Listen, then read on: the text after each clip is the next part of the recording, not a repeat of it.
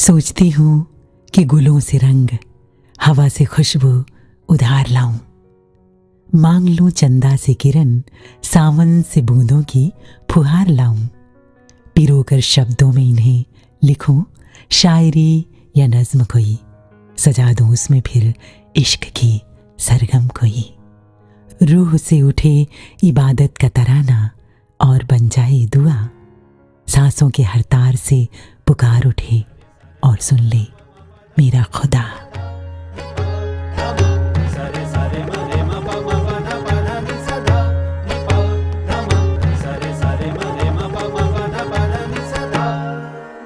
भक्ति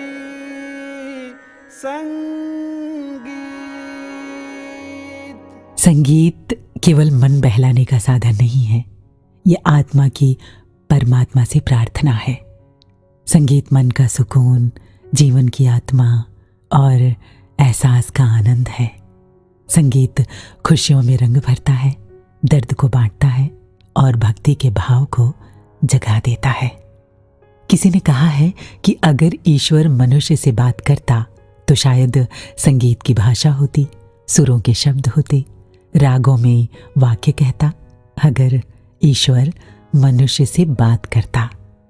एक कहावत है कि गाना और रोना सभी को आता है ना? कुछ वक्त पहले गांव में मैंने देखा कि हर एक त्योहार पर, हर मौसम पर, धार्मिक कार्यों पर और किए जाने वाले किसी भी काम पर या शादी ब्याह पर, बच्चों के जन्म पर, जिंदगी से जुड़े हर एक पहलू पर गीत बने हैं और गाए भी जाते हैं। तो इस तरह से संगीत का हमारे जीवन पर कितना ज़्यादा असर है ना? संगीत और हमारे जीवन का मेल फूल और खुशबू की तरह है। संगीत और खुशबू दोनों दिखाई नहीं देते, बस महसूस होते हैं। कभी आजमा कर देखिए, आप शब्दों से कितनी ही देर किसी को शिक्षा देते रहें, वो इतना मायने नहीं रखते जितना कि आप किसी को एक गीत गाकर सुना दें। कहते हैं कि दुनिया में कितनी भी भाषाएं हो जाएं, लेकिन संगीत से अच्छी कोई भाषा नहीं हो सकती। यही एक ऐसी भाषा है जिसे हर कोई समझ जाता है। अब देखिए ना, जैसे कोई भाषा आपको नहीं आती, लेकिन उस भाषा में अगर आप कोई गीत सुने, संगीत सुने, तो यकीनन आपका मन झूम उठेगा ना। मैंने पढ़ा कि संगीत का पेड़ों और पौधों पर भी बहुत गहरा असर पड़ता है। पुडुचेरी के अरविंद विश्वविद्यालय में पौधों पर ध्वनि के प्रभाव के संबंध में अनेक प्रयोग किए गए, जिसमें यह निष्कर्ष निकाला गया कि संगीत से पत्तियों में क्लोरोप्लास्ट नामक तत्व में अद्भुत बदलाव होता है। वैज्ञानिकों ने स्पष्ट किया कि वाद्य यंत्रों से जो तरंगें निकलती हैं, वे पौधों के कोश दीवारों से टकराती हैं, जिससे उनके कोश केंद्र में तरंगें पैदा होती हैं और उन्हें विकसित होने में सहायता मिलती है। और इसके साथ ही इससे कुछ क्षमताहीन बीजों में भी उगने की शक्ति आ जाती है। तो कितना असर होता है ना संगीत में। प्लेटो ने कहा कि संगीत के बिना मानव की शिक्षा पूरी ही नहीं मानी जा सकती। एक जर्मन फिलोसोफर ने कहा है कि without music life would be a mistake. Devi Saraswati का चित्र देखा है? उनके एक हाथ में पुस्तक है और दूसरे हाथ में वीणा। इसका मतलब है कि ज्ञान केवल किताबों से पूरा नहीं होता। इसके लिए ये भी ज़रूरी है कि इस ज्ञान से जीवन की वीणा पर संगीत बजे, जीवन से आनंद की झनकार उठनी ज़रूरी है। कृष्ण के हाथ में बांसुरी है, शिव के हाथ में डमरू। इसका मतलब है जीवन संगीत के बिना अधूरा है। फिलहाल भक्ति संगीत अधूरा है एक भक्ति गीत के बिना। सुनते हैं सदगुरु के प्रेम का एक गीत। जिंदगी दे मालिका, जिंदगी तेरे नाल, तेरे बाजू जिंदगी बेसुरी बेता। जिंदगी दे मालिका, जिंदगी तेरे नाल, तेरे बाजू जिंदगी बेसुरी बेता। जिंदगी दे मालिका।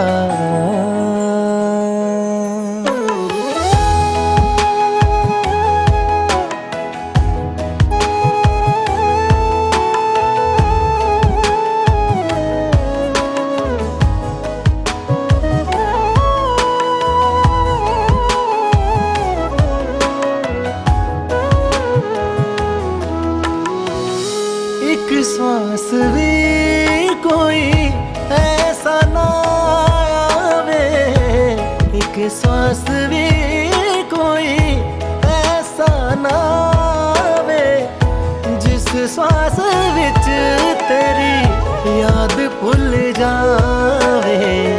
तेरी याद है ता, तेरी याद है ता जिंदगी भी है खुशहाल। तेरे बाजों जिंदगी बेसुरी बेता, जिंदगी दे मालिका जिंदगी तेरे नाल। तेरे बाजों जिंदगी बेसुरी बेता, जिंदगी दे मालिका।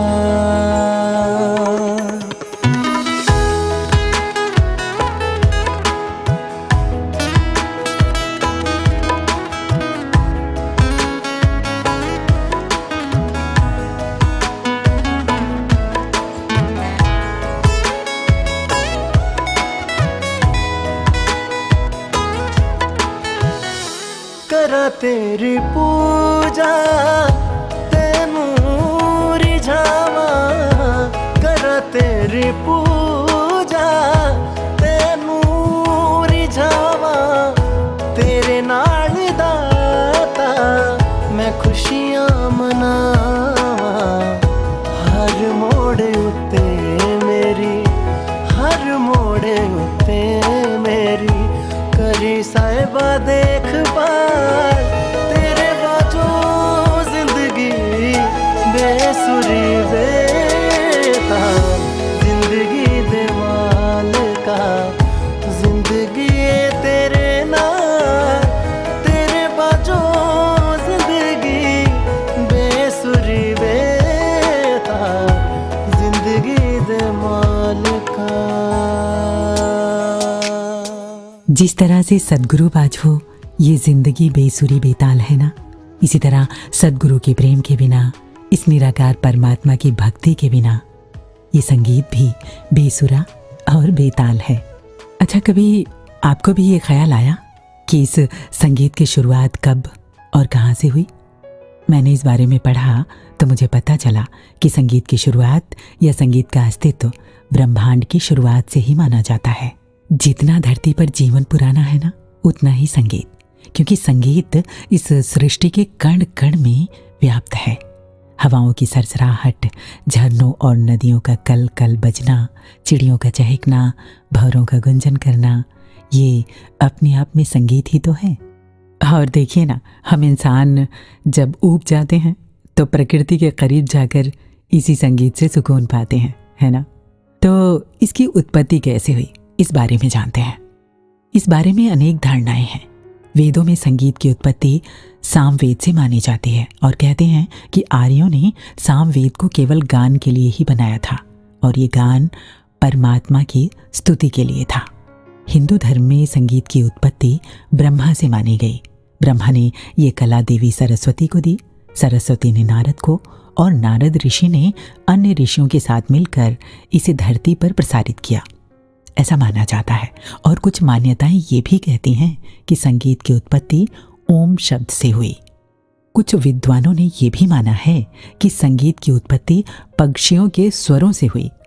उन्होंने संगीत के सातों स्वरों के बारे में बताया कि मोर से षटज, चातक से ऋषभ, बकरे से गांधार, कौवा से मध्यम, कोयल से पंचम, मेढक से धैवत और हाथी से निषाद स्वर की उत्पत्ति हुई।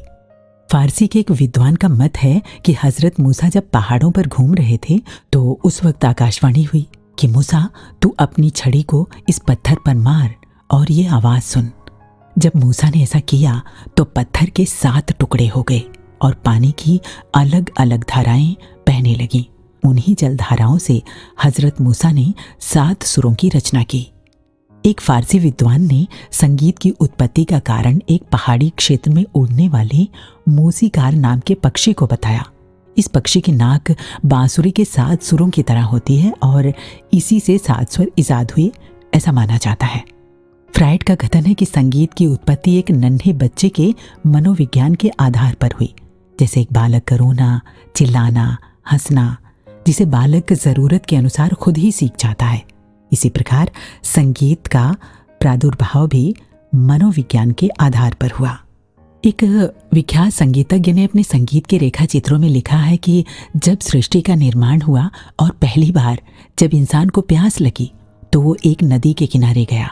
उसने देखा कि एक चट्टान से जल धाराएं नीचे गिर रही हैं और उससे एक मीठी धुन निकल रही है। उस सुंदर नज़ारे को देखकर और उस मीठी धुन को सुनकर वो अपनी प्यास को कुछ क्षणों के लिए भूल गया।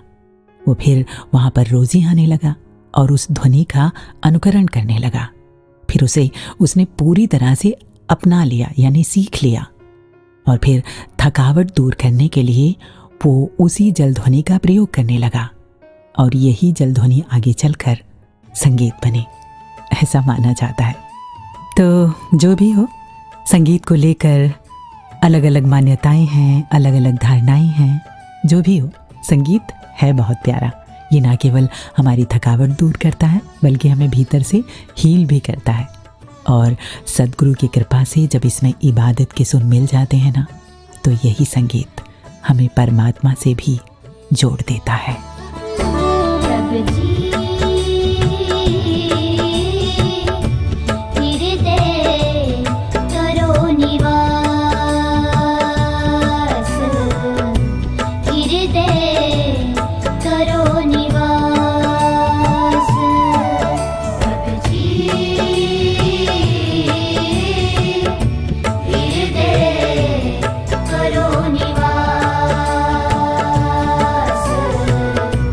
हृदय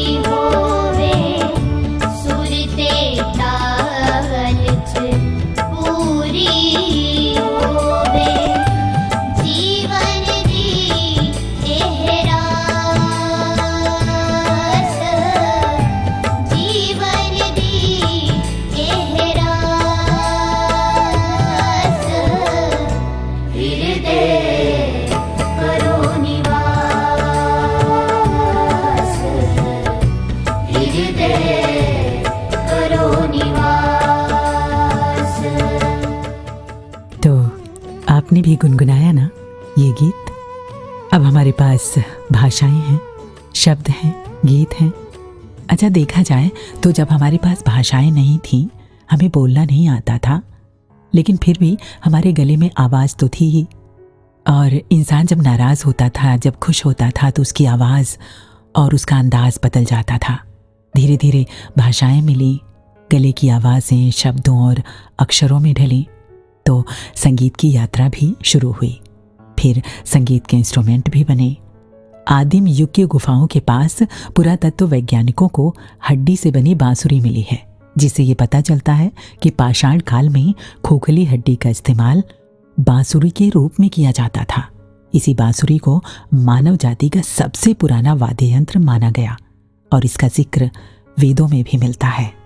कुछ लोगों का मानना है कि बांसुरी का निर्माण यूरोप में हुआ। जर्मनी और स्लोवेनिया गुफाओं में पुरानी बांसुरी पाई गई है, जो करीब 40,000 साल पुरानी मानी जाती है। बांसुरी के बारे में कहते हैं कि भगवान कृष्ण को देखने के लिए जब देवी देवता धरती पर आए, तो शिव जी ने ऋषि दधीची की शक्तिशाली हड्डी को घिसकर बांसुरी का निर्माण किया और उसे भगवान कृष्ण को भेंट की।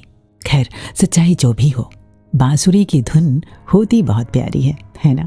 आज भले ही हम डिजिटल युग में जी रहे हैं, लेकिन बांसुरी से निकलने वाली मधुर ध्वनि को किसी भी डिजिटल डिवाइस से बदला नहीं जा सकता।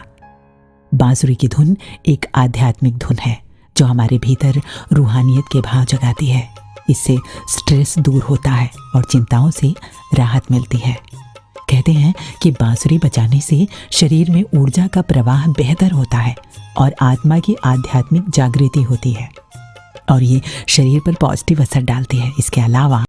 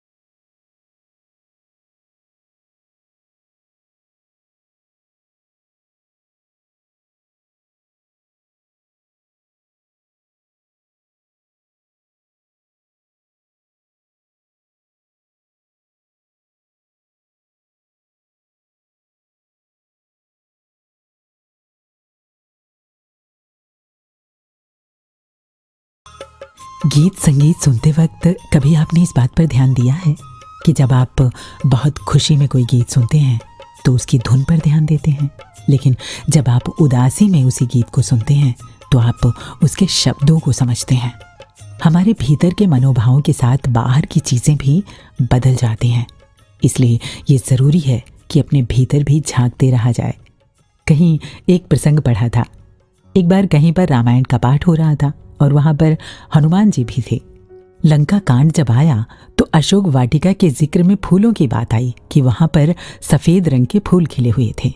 हनुमान जी ने टोका कि फूल सफ़ेद नहीं लाल रंग के थे। लिखने वाले ऋषि ने कहा, आप चुप रहिए, फूल सफ़ेद रंग के थे, लाल नहीं। हनुमान जी ने कहा कि मैंने अपनी आंखों से देखा था कि अशोक वाटिका में खिलने वाले फूल लाल रंग के थे और मैं खुद ही इसका गवाह हूँ। ऋषि ने कहा, आप उस वक्त बहुत क्रोध में थे, इसलिए आपको सफ़ेद रंग के फूल लाल रंग के दिखाई दे रहे थे। जब मैंने ये पढ़ा ना तो मैंने सोचा कि जैसे जैसे हमारे मन के भाव होते हैं, हमें बाहर की चीज़ें, हमें सामने वाला इंसान भी वैसा ही दिखाई देता है। किसी ने लिखा है कि उसके नैनों का जलखारा है गंगा की निर्मल धारा, पावन कर देगी तन मन को, क्षण भर साथ बहो, दुखी मन से कुछ भी न कहो। कितना सच है ना। जब प्रेम भरे दिल से हम किसी को कुछ कहते हैं तो दूसरों तक प्रेम ही पहुंचता है, सुकून और तसल्ली मिलती है। वहीं जब हम दुखी होते हैं, जब हम क्रोधित होते हैं तो हमें पता ही नहीं चलता कि कब हमारे शब्द, हमारे कर्म किसी का दिल दुखा गए। तो इसलिए दुखी मन से कुछ भी ना कहो। हाँ, दुखी मन से हम गीत गा सकते हैं, परमात्मा निरंकार को पुकार सकते हैं। किसी ने कहा कि जिंदगी जब आपको आपके घुटनों पर ले आई तो ये प्रार्थना का अच्छा समय होता है। वैसे मेरा ख्याल है कि हर पल हर समय ही प्रार्थना का अच्छा समय होता है। ये अभी देखिए, निरंकार परमात्मा पहले से तैयार बैठा है हमें गले लगाने के लिए। ये हर पल हर घड़ी हमें पुकार रहा है। बहती हवाओं में इसी का ही तो स्पर्श है, फूलों में यही तो मुस्कुरा रहा है। वो देखिए, काली घटाओं में, बारिश की बूंदों में इसी का तो प्यार है। दरअसल आजकल हिंदुस्तान में सावन का महीना है और बारिश की बूंदों में संगीत बरस रहा है। ऐसा लगता है कि परमात्मा निरंकार ने कोई संगीत छेड़ा हुआ है। आखिर सारी धरती इसी की तो पनाहगाह है, ये जो चाहे करें। वैसे जब हम पूरी तरह से इनके प्रेम से, इनकी रहमतों से भर जाते हैं ना, तो फिर किसी दूसरे भाव की, दूसरी चीज़ के लिए जगह ही नहीं बचती। मीराबाई ने अपने गुरु संत रविदास से कहा, आप अब जूते ना बनाया करें। तो रविदास ने कहा, मैं ये जूते बस अपने श्याम के लिए ही बनाता हूँ, क्योंकि मुझे अब सब में श्याम ही दिखते हैं। सिर्फ एक नज़रिया ही तो बदलना है ना, जो कि सच भी है। इनके सिवा दूसरा कोई है ही कहाँ। तू हुस्ने चमन, तू रंगे बहार, तू मेरा जे फन, तू ही फन का सिंगार। ये सुबहें, ये शामें, ये दिन और रात, ये रंगीन दिलकश हंसी कायनात, मेरी अजमतों का हवाला है तू ही रोशनी है, उजाला है तू। पक्षियों के पंख में तुमसे ही परवाज है, कोयलों के कंठ में तेरी ही आवाज है। जिस तरफ घूमे नजर खूब ये अंदाज है। रंग दे मौला, रंग दे मौला, रंग दे मौला, रंग दे मौला।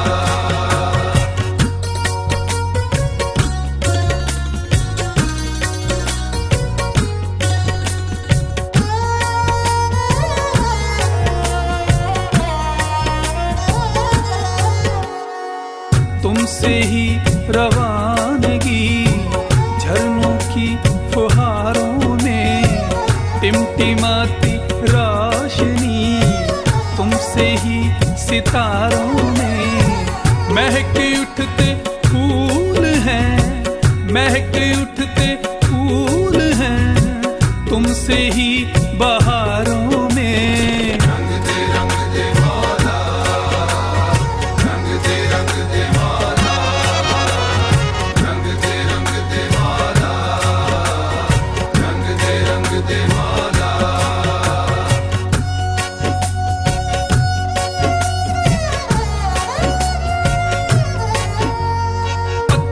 डाली में, तुम ही हरियाली में, बांसुरी के सुर में हो, तुम ही हो इस थाली में, आप हो मृदंग की,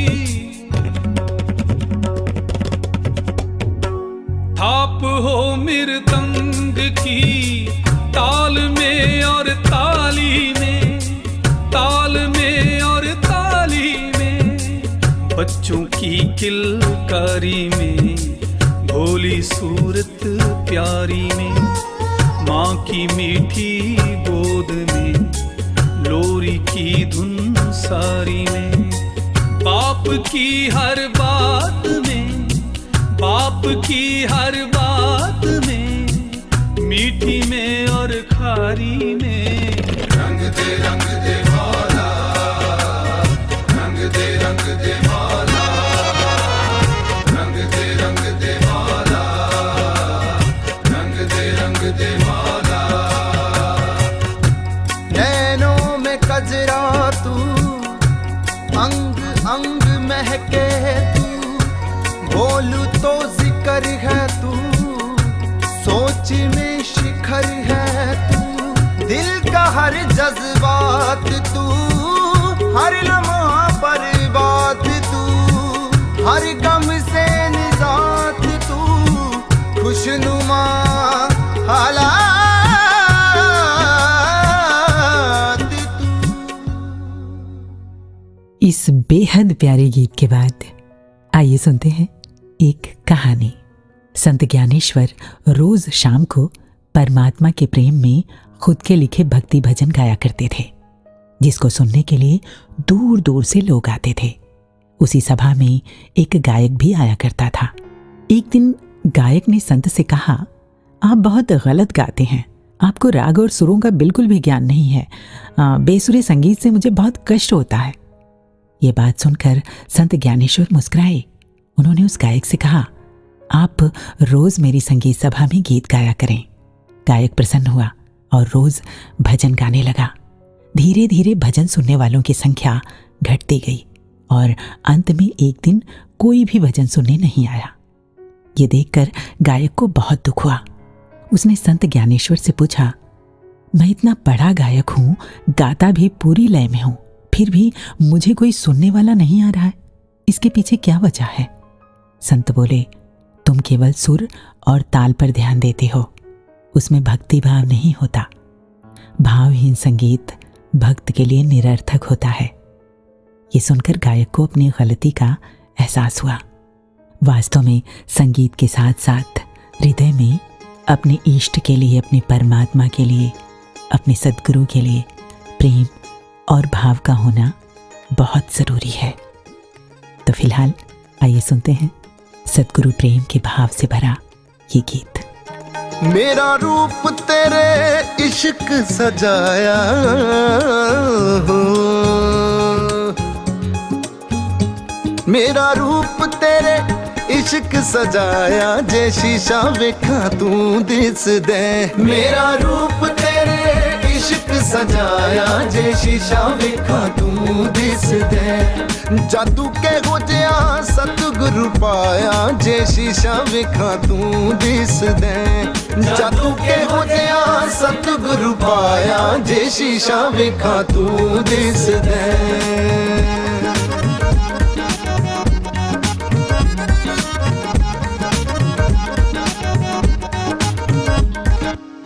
तेरा सोना रूप मेरी नजरां ने छोलिया,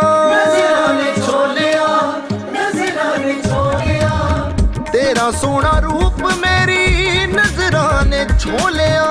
तैनू चन्ना रोम रोम विच मैं परोलिया, तैनू चन्ना रोम रोम विच मैं परोलिया, तैनू चन्ना रोम रोम विच मैं परोलिया। जांदा तेरे कोलों कुछ ना लुकाया हो, जांदा तेरे कोलों कुछ ना लुकाया, जे शीशा वेखा तू दिस दे। मेरा रूप तेरे इश्क सजाया, जे शीशा वेखा तू दिस दे।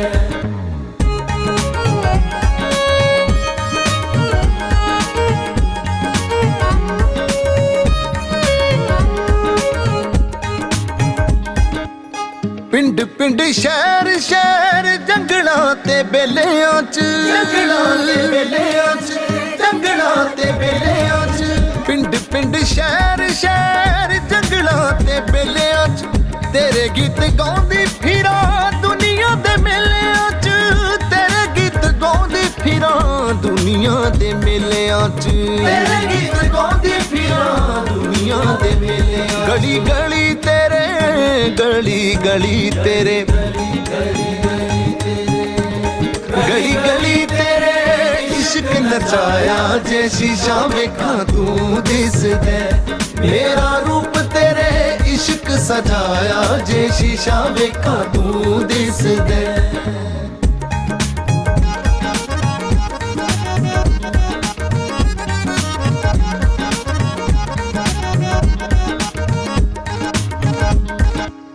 तेरे दर मुक्किया मैं हथ ना छुड़ाई तू हथ ना छुड़ाई तू हथ ना छुड़ाई तू तेरे दर मुक्किया मैं हथ ना छुड़ाई तू औखा हो जू जीना साया दूरियां ना पाई तू औखा हो जू जीना साया दूरियां ना पाई तू औखा हो जू जीना साया दूरियां ना पाई तू तेनू दिल वाली सेज ते बिठाया हो तेनू दिल वाली सेज ते बिठाया जे शीशा वेखा तू दिसदे मेरा रूप तेरे इश्क सजाया जे शीशा वेखा तू दिसदे।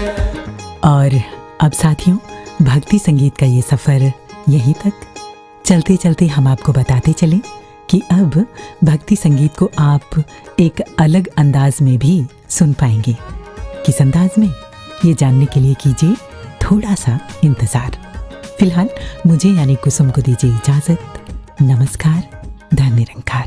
मैनू जेड़ी अख दिती दे दे जग सारे नू दे दे जग सारे नू दे दे जग सारे नू मैनू जेड़ी अख दिती दे दे जग सारे नू वेख लवे ए भी तेरे रूप दे नज़ारे नू वेख लवे ए भी तेरे रूप दे नज़ारे नू वेख लवे ए भी तेरे रूप दे नज़ारे नू राज कवि नू नज़ारा जेड़ा आया हो राज कवि नू नज़ारा जेड़ा आया जे शीशा वेखा तू दिसदा मेरा रूप तेरे इश्क सजाया जे शीशा वेखा तू दिसदा जादू के हो जया जादू के हो जया जादू के हो जया सतगुरु पाया जे शीशा वेखा तू दिसदा जे शीशा वेखा तू दिसदा।